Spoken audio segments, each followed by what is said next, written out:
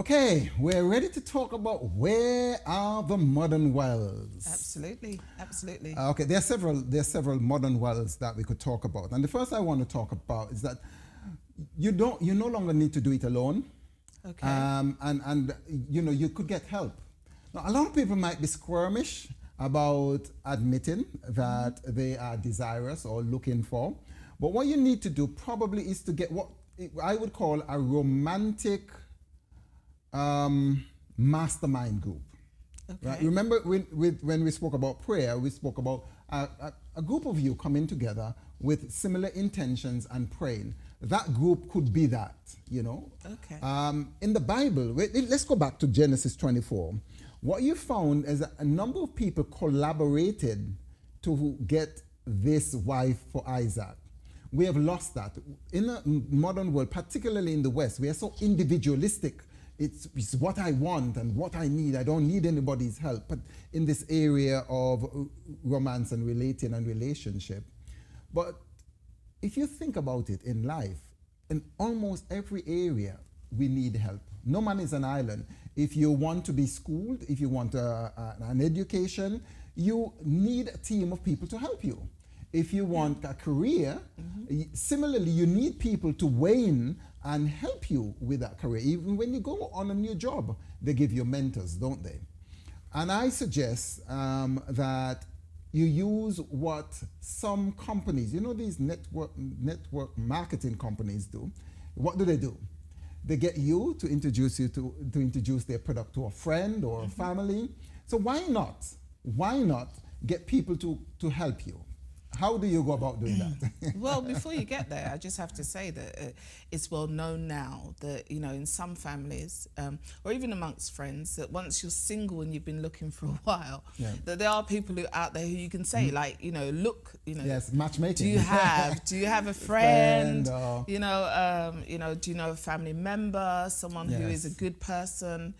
So I think friends are really a good way sometimes to get to meet that person, because that person who is your friend will know who you are and know them, and it's a nice safe way to maybe connect with someone. You jump through a lot of the hurdles. You don't have. This is so powerful, but I think it's a lost art. Yeah, it's a lost art, and many people don't know how to actually use it. And I'm going to give you a technique, just a simple way of using it. I want each person to take a sheet of paper and write down a list of people they know. They could be friends and or family or relatives or associates or colleagues. Because if you ask anyone, although online dating has become fashionable, if you ask most people who are married, they've met their spouse or husband through either a family member or a friend. You just explain so let's refresh that one for the listeners yes, who are out there, or the viewers and listeners. So you want this sheet of paper. Yep. Okay. And what is the list that you're going to... You write down a list of people that you know, about 5, maybe 5 or 10 people. Okay.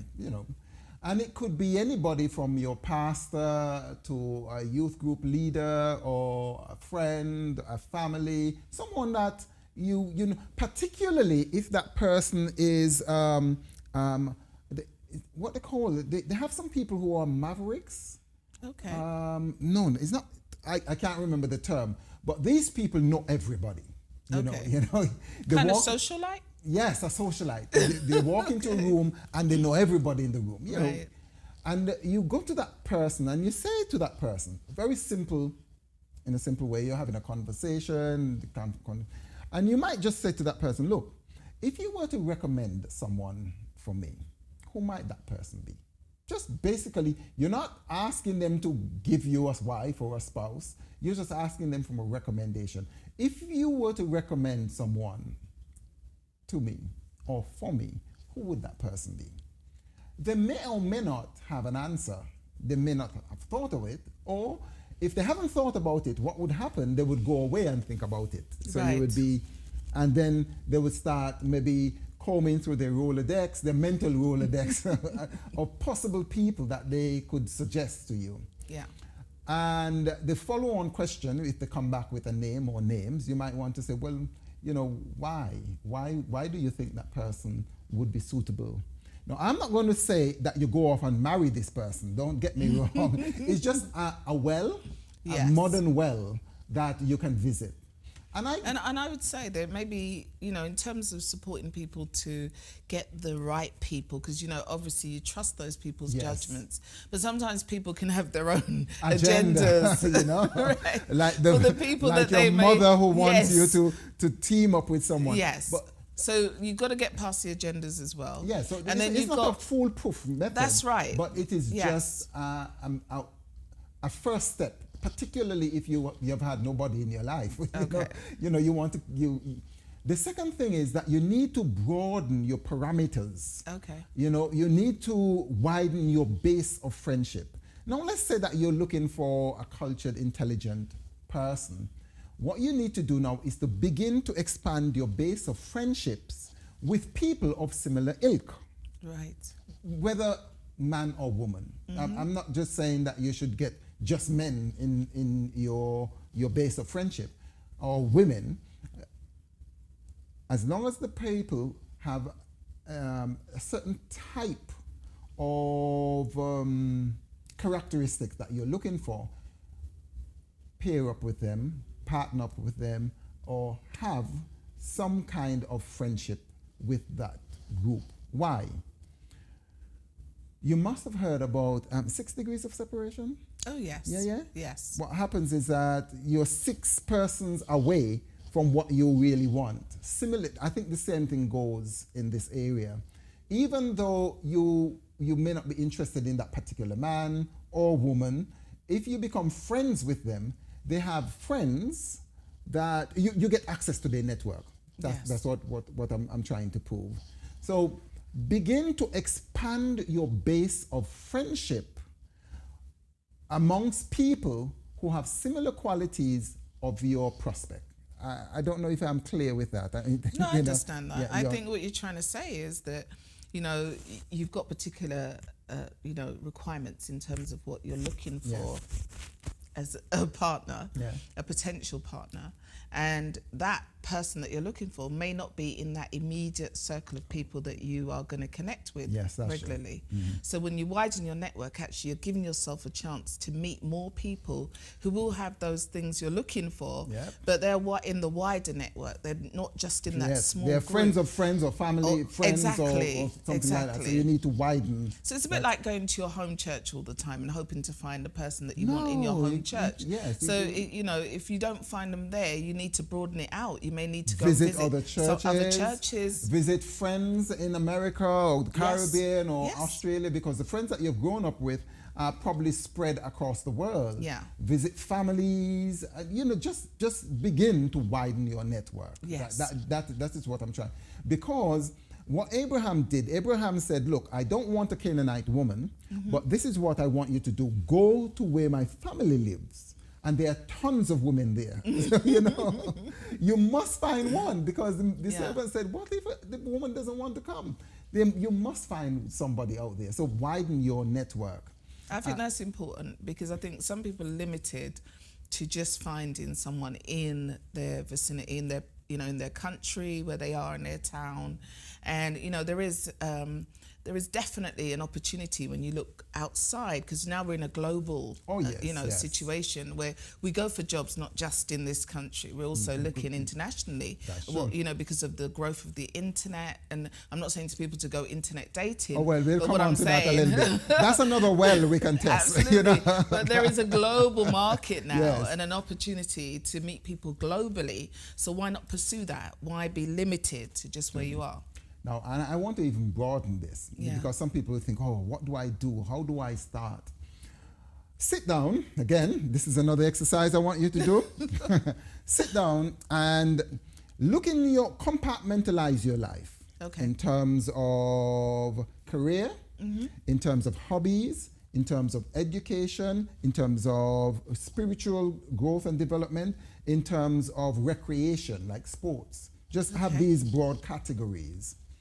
And what I want you to do is to begin to do something new in every category. Okay? Say, for example, you think that you want, maybe you want to, you have a hobby. You love, I can't think of, you love reading, or you like debating, or one of these things. What you do, you actually either start a debating club or go to a new debating club. If you're a reader, join a book club, a new one or a different one, or start one. Guess what that would do? That would actually begin to do exactly what I spoke about before. Expand your database of connections. Now, it doesn't really mean that this person that you're looking for would be in that specific club, but guess what? You will meet new people. Yes. And those new people have other networks outside. So you are again expanding the possibilities. So in every area, whether it's hobby, it might be even in education, you might decide, okay, I'm going to take up a class in the local college. Okay. In dancing. You know, Rumba. I don't know if very many Christians go to Rumba, but I do know that some Christians do. Or exercise, you know, a lot of people go to the gym, change gym, go to a different gym. But you get the idea. Yeah, you get to meet new people. New people in the area of interest that is of importance to you. Okay. You know, so it's not just church hopping. If you sing in a choir, you could join another choir someplace. Okay. If you're a musical person, you could go and play music in different places. You could also volunteer. Many people meet other people. If you're talking about a Christian context, there are tons of organizations that have what they call mission trips. They go off to Africa and India and South Africa and all over the place doing missionary work.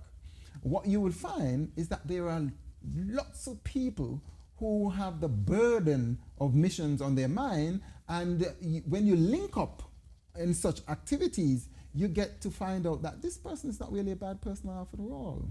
So that's another well you can tap into. And you're understanding that there are lots of different modern wells that we can actually use to our advantage. Yeah, I think people maybe know some of that, but people don't actually do it. And I think that's the thing. A lot of people talk about the scarcity of finding people, but I think when you're looking at that global kind of way of approaching relationships, you then see more people. Yes, they may not have thought of it the way I'm actually breaking it down. Yes. Because in order for you to literally meet someone, you have to be out there. The servant and Abraham didn't stay in their house praying all day. They prayed, yes, but they actually got up and went out. There was an action. There was an action. They went out. Yes. That is not to say that you shouldn't pray, because I'm going to tell you now of another well that is probably not as used in the Christian realm as it should. And it is simply the one that I spoke of before, the Holy Spirit.